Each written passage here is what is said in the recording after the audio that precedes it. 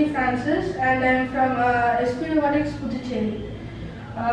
This is my rain alarm system, and the components I have used in this project are a buzzer, a plastic foil wrapped cover and a battery and some wires. The working model of my project.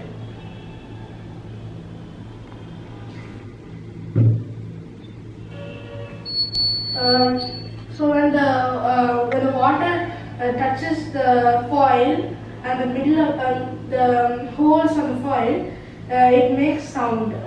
So water is a conductor, and this is also acts like a metal, kind of a metal. Thank you for watching my video.